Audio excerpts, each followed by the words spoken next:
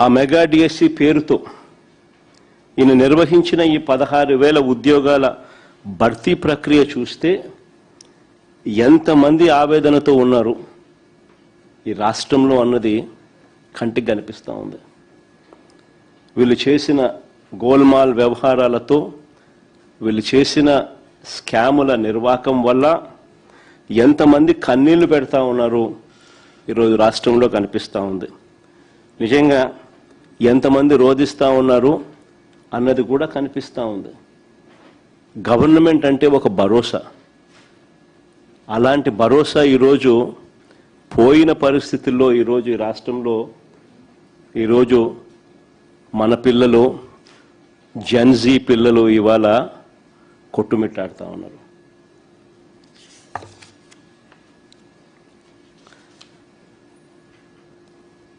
ఇక నేను చెప్పబోయే పాయింట్లను ఒక 6 పాయింట్లుగా విభజించను. ఎవరికైనా కూడా 6 పాయింట్లు చూస్తే ప్రతి పాయింట్లోనూ స్కామ్ ఎలా జరిగింది, ఏ స్థాయిలో జరిగింది అన్నది కూడా అందరికీ కూడా అర్థమయ్యే విధంగా చెప్పబోతా ఉన్నా. డిఎస్సి మొదటిది. డిఎస్సి మాత్రమే కాదు, ఏ పరీక్ష, ఏ పేపర్ తయారీ ప్రశ్నలైనా కూడా, డిఎస్సి కాదు, ఎనీ పరీక్ష, ఏ పరీక్ష అయినా, ఏ పేపర్ తయారీ అయినా కూడా ప్రశ్నలు అప్లోడ్ చేయడం, డిజిటల్ నిర్వహణ, ఇవన్నీ కూడా అత్యంత కాన్ఫిడెన్షియల్గా జరగాలి ఏ పరీక్షకైనా కూడా. కానీ ఈ ప్రభుత్వంలో ఈ రహస్య ప్రక్రియ కాస్త ఏమైంది ఒకసారి గమనించండి. DSC question papers, DSC question పేపర్లను ఎస్సిఈఆర్టీ అంటే state council of educational research and training వీళ్ళు తయారు చేస్తారు క్వశ్చన్ పేపర్ను. పరీక్ష నిర్వహణ అంటే పరీక్ష నిర్వహణ బాధ్యతలు డిఎస్సి కన్వీనర్ చూస్తారు. మామూలుగా 2 డిపార్ట్మెంట్స్, ఒకటి ప్రిపరేషను, ఒకటి నిర్వహణ. కానీ చంద్రబాబు గారి ప్రభుత్వంలో డిఎస్సి కన్వీనర్ను పక్కన పెట్టేసినారు. పక్కన పెట్టి క్వశ్చన్ పేపర్ తయారీ ప్లస్ పరీక్షల నిర్వహణ, ఈ 2 బాధ్యతలను కూడా ఒకరికే, ఎస్సిఈఆర్టీ డైరెక్టర్కి అప్పగించారు. ఇది మొట్టమొదట బీజం పడింది. ఇక్కడ నుంచి స్కీమ్ అనేది స్కామ్గా ఎలా మారింది అనేది ఇక్కడ నుంచి స్టార్ట్ పోతా ఉంది.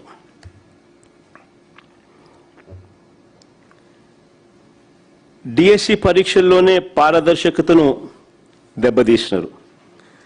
అక్రమాలను ఉద్దేశపూర్వకంగానే ఇక్కడి నుంచి ఆద్యం పోశారు.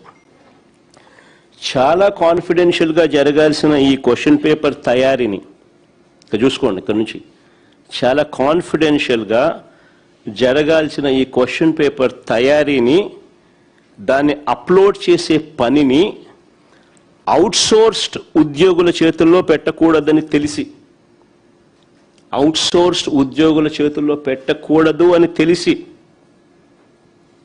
తెలిసి అవసరమైతే నేరం ఈజీగా వారిపై వేయచ్చు అనే దుర్బుద్ధితో కూడా అనుకోవచ్చు.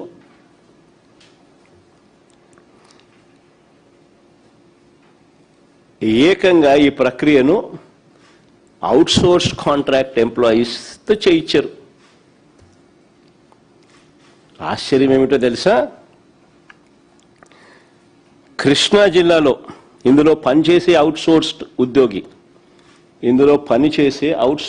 ఉద్యోగి కృష్ణా జిల్లా సోషల్ స్టడీస్లో ఫస్ట్ ర్యాంక్. కృష్ణా జిల్లాలో సోషల్ స్టడీస్లో ఫస్ట్ ర్యాంక్. అంతటితో ఆగిపోలా. టీజీటీ అంటే ట్రైన్డ్ గ్రాడ్యుయేట్ టీచర్ తెలుగు పరీక్షలో జోన్ 2లో 6వ ర్యాంక్ సాధించినాడు. చూడు ఫస్ట్ ర్యాంక్ ఎంత బాగుందో. Naveen Purama Father's name Radhakrishna, first rank.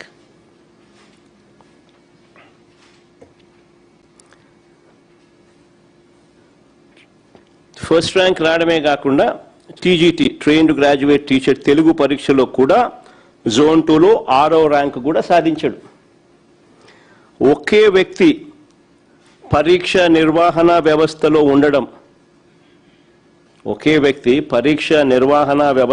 ఉండడం, అదే వ్యక్తి అవే పరీక్షల్లో టాప్ ర్యాంకులు రావడం.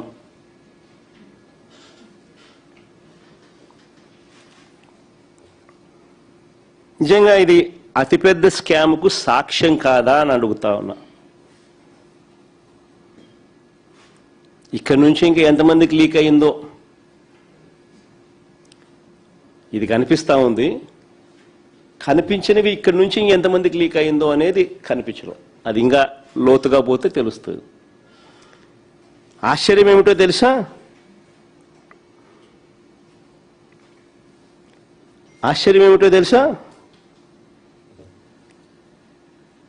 ఒకే వ్యక్తి పరీక్ష నిర్వహణ వ్యవస్థలో ఉండడం, అదే వ్యక్తికి అవే పరీక్షల్లో టాప్ ర్యాంకులు రావడం, ఇది ఒక పెద్ద స్కామ్కు ప్రత్యక్ష సాక్ష్యంగా అవునా కాదా అన్నది ఒకవైపున ప్రశ్నిస్తూ, సిబిఐ ఎంక్వైరీ జరగాలి అని చెప్పి మరోవైపున అడుగుతూ, ఈ క్యాండిడేట్ నిజంగా మెరిట్తో ర్యాంకు సాధించాడు అని మీరు భావించి ఉంటే, ఇంకా ఆశ్చర్యం ఏమిటో తెలుసా? ఇక్కడ చూడండి, ఇంట్రెస్టింగ్గా ఉంది కథ. ఇదే క్యాండిడేట్ ఇంత మంచి ర్యాంక్ వచ్చింది కదా, మరి క్యాండిడేట్కు ఉద్యోగం రావాలి కదా. ఇదే క్యాండిడేట్కు నిజంగా మెరిట్తో ర్యాంక్ సాధించాడని వీరు భావించి ఉంటే ఈ మనిషికి ఉద్యోగం ఎందుకు ఇవ్వలేదు? ఇది ఇంకొక మిస్టరీ. అంటే తప్పు జరిగిందని కనిపిస్తూ ఉంది కదా, అతడి ఐడి కనిపించకుండా చేశారు. అతడి ఐడిని కనిపించకుండా చేశారు. అతని డేటాను మాయం చేశారు.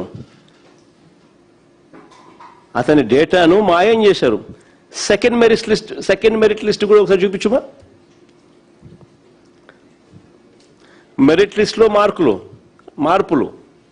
ఆయన పేరు లేదు.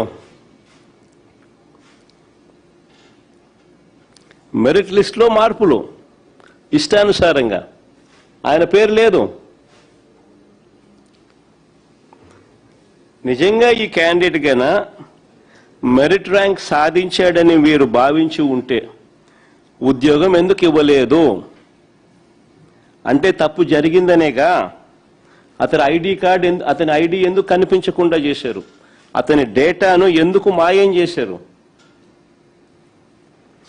మెరిట్ లిస్ట్ నుంచి తన పేరును ఎందుకు తొలగించారు? కాల్ లెటర్ ఎందుకు పంపలేదు? క్వశ్చన్స్ ఇవి. చివరికి ఏం జరిగింది? ఈ మనిషి కోర్టుకు పోయినాడు. నాకెందుకు ఉద్యోగం ఇవ్వలేదు అని.